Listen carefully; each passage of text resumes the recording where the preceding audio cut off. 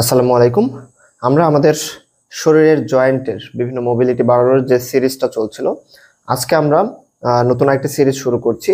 অর্থাৎ আমাদের আপার ব্যাক, অর্থাৎ এই ঘাড়ের বা পিঠের পিছনের যে মাসলগুলো রয়েছে সেগুলো, এবং এই যে রিবস এরিয়াতে যে মাসলগুলো রয়েছে, এটার জন্য আমরা ফ্লেক্সিবিলিটি বাড়ানোর কিছু ব্যায়াম আমরা আজকে থেকে শুরু করছি। আমরা পরপর কয়েকটা সিরিজে, কয়েকটা ভিডিওতে এই ব্যায়ামগুলা শিখবো ইনশাল্লাহ।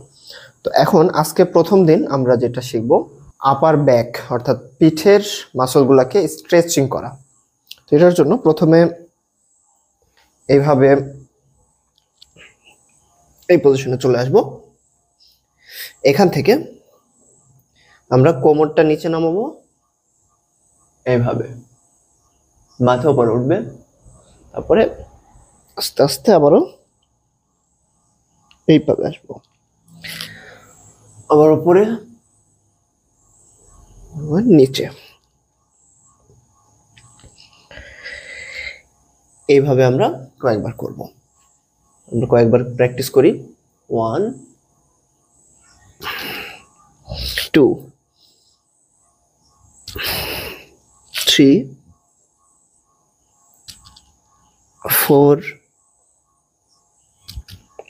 5 6 7 8 9 10